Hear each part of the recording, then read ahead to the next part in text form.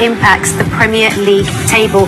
So Sheffield United move up the table. They were 8th at the start of the day. They moved to 6th, having taken a point, and Manchester United just moved one place up into 9th. It is time for a break, but after the break we'll get further thoughts from Pete. Hello and welcome back to Matchday Live. Well, it certainly was a game of two halves. That's the one time we can use that phrase, because Manchester United were completely different in the second half to the first. How do you reflect on the game from that perspective? Well, credit Ole Gunnar for making changes at half-time, because the first half was a disaster. Nothing short of. Sheffield United should have been up by more goals, but he made changes. He went from a back three, took Phil Jones off, Jesse Lingard came on, and to be fair, they conceded a second.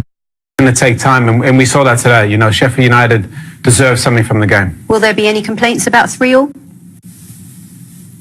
Being 3-2 up, I think yes, but in reality it shouldn't be, because I agree, Sheffield United didn't deserve to lose this game. And in fact, they deserved to win it. I thought they were much better in the first half, and second half was also like a little bit a game of half of two half, like, because there was this first bit, United came out, played well, but then Sheffield United had the middle part of that and scored, and could have scored more. Then they started to make changes as well.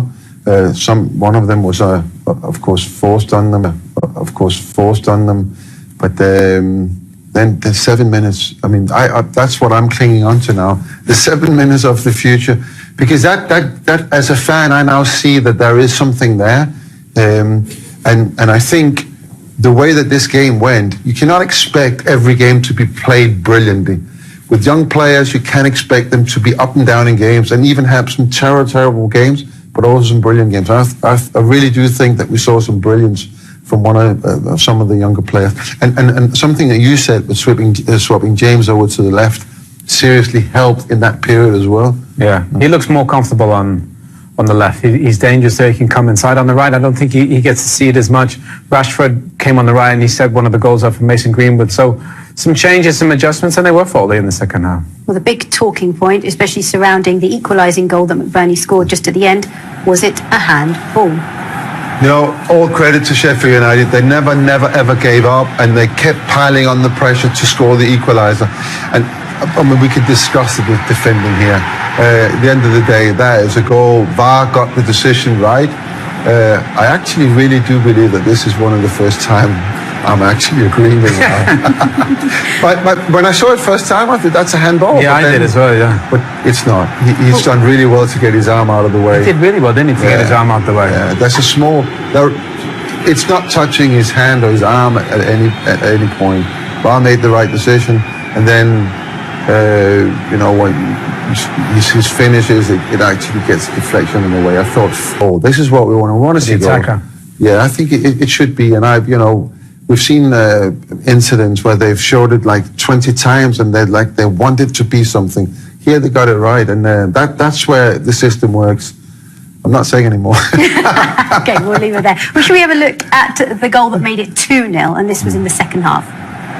Well, there, Wan-Bissaka, my manager's always said to me, don't play square midfield. Pereira gets caught in two minds in the turnover of possession. Harry Maguire can probably step up.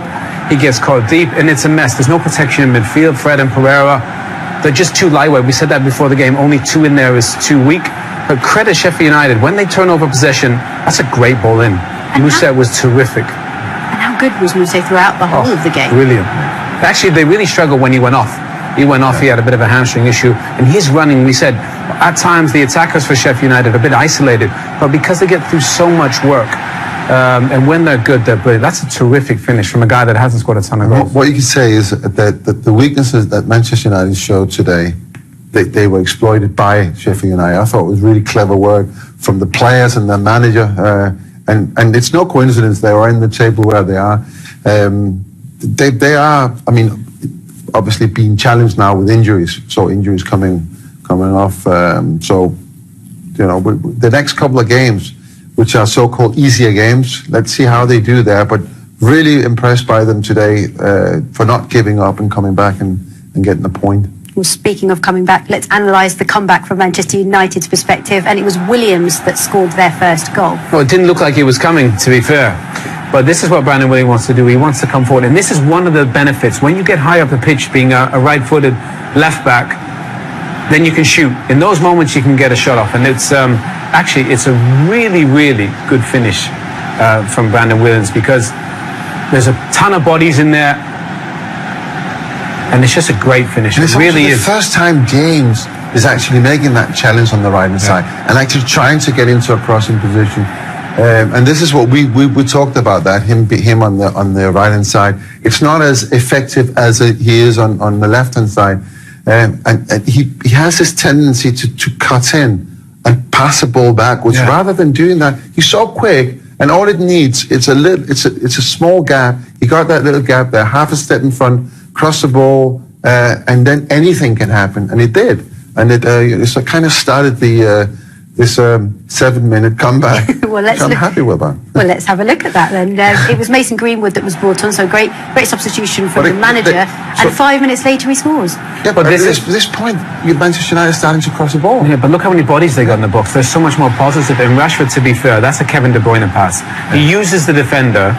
Watch him just sit in that little pocket like Kevin De Bruyne does. And Mason Greenwood's a natural goal scorer. Look at him, shape it around the defender there.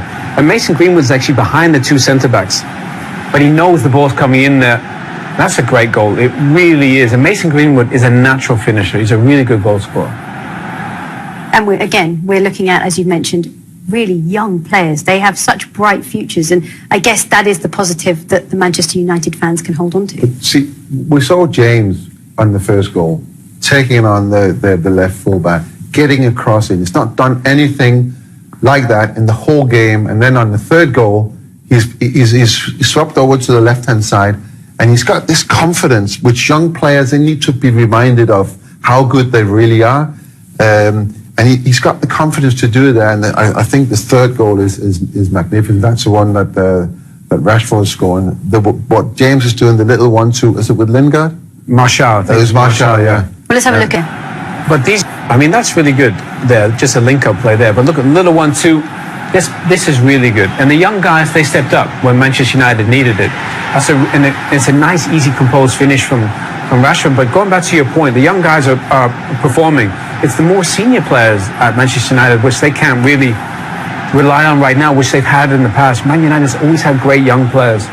And this is when they're good, when they're positive. We didn't see this in the first half. 1-2s, forward running, forward passing. When they do this, these guys are really good. We didn't see it in the first half, and the senior players didn't help. But that goal really sums up the talent of these three guys. They can be anything in the game, but they need help.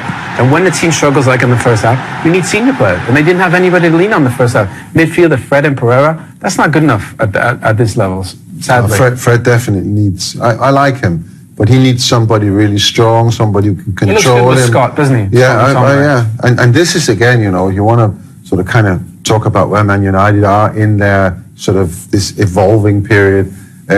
Just the fact that Scott McTominay is not there is a problem. That wasn't a problem 4 months ago, or 5 months ago.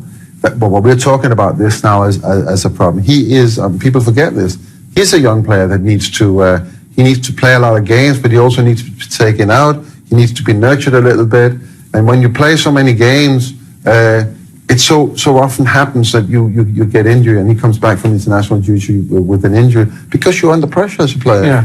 He needs to, and the master of that was Alex Ferguson. He was brilliant at giving players a run in the team. He took them out, rested them, and they then did some different kind of training that you probably can't do when you. And Ola hasn't got the luxury of that because he simply hasn't got enough quality players. So he needs to play all the young players all the time, really. Well, we've heard the thoughts of Peter and Owen, and after the break, we'll get... Crazy game.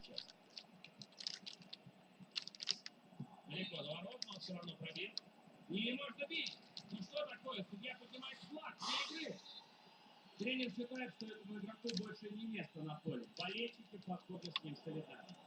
Да, если бы он заранее знал, что так плохо сегодня сыграет, думаю, предпочел бы на поле не выходить. Но жизнь продолжается, впереди еще много матчей. Отличный пас прошел. Получает он мяч. О, найс шот, Криштиану. Ну вот теперь полегче. Да, то спасение было невероятным. Сейчас, конечно, удар был попроще.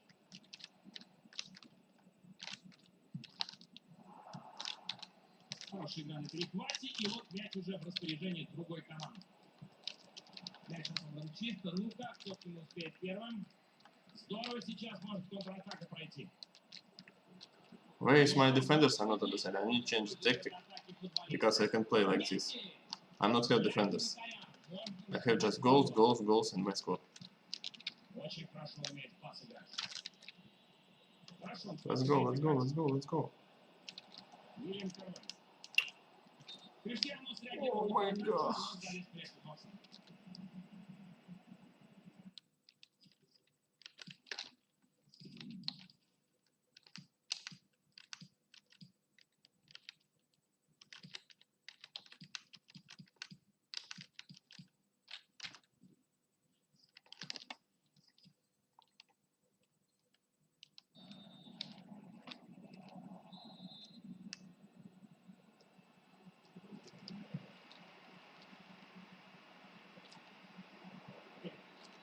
Фернандо. И нарушение правил со стороны игрока Барселоны.